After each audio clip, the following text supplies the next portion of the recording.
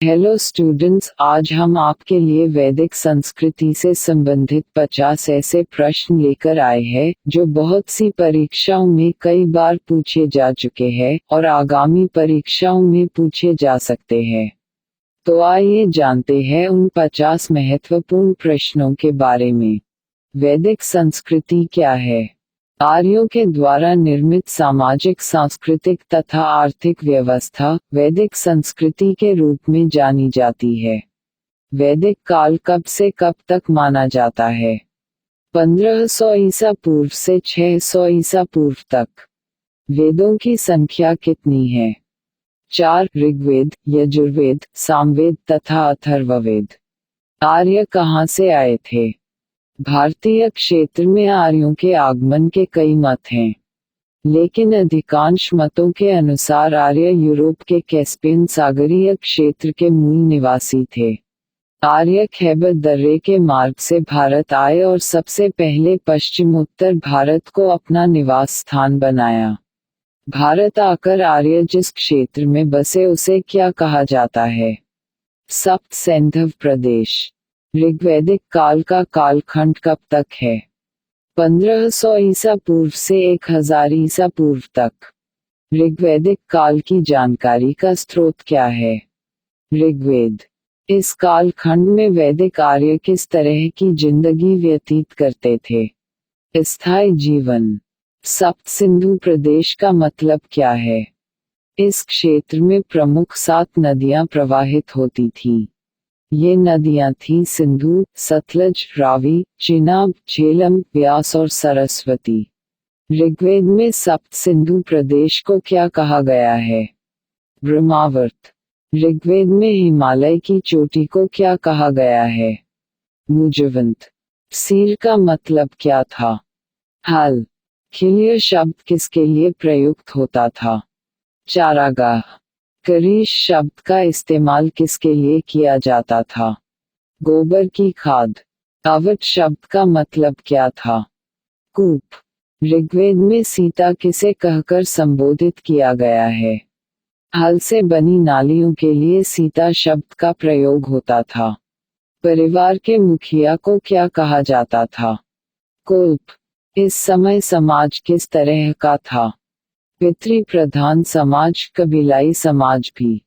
ऋग्वैदिक काल में किन विदुषी महिलाओं का उल्लेख है?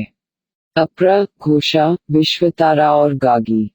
ऋग्वेद में कहाँ 4 वर्णों ब्राह्मण, क्षत्रिय, वैश्य, शूद्र की जानकारी मिलती है? पुरुष सूक्त। ऋग्वेद में अघन्या किसके लिए उपयोग किया जाने वाला शब्द है? गाय को अघन्या माना जाता था। इसका अर्थ है न मारने योग्य। दास और दस्यु को आर्य किस नाम से पुकारते थे? अमानुष। लंबे समय तक विवाह नहीं करने वाली कन्याओं को क्या कहा जाता था? अमाजु। ऋग्वैदिक समाज में किसको अधिक महत्व दिया जाता था? संस्कार। आर्यों का प्रमुख पेय क्या था? सोमरस। आर्यों के परिधान को कितने भागों में बांटा गया है? 3 भागों में, वास, अधिवास तथा उष्णीष।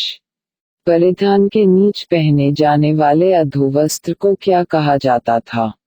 नीवी। किस पशु के लिए युद्ध का विवरण ऋग्वेद में मिलता है? गाय। संपत्ति की गणना किस रूप में की जाती थी?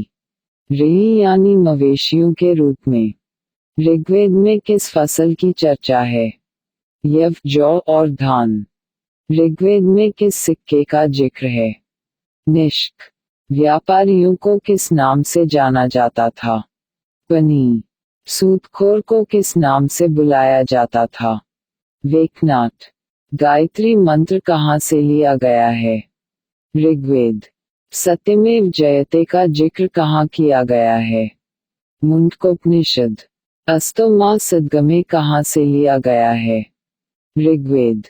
गांव के प्रधान को क्या कहा जाता था? ब्राह्मणी।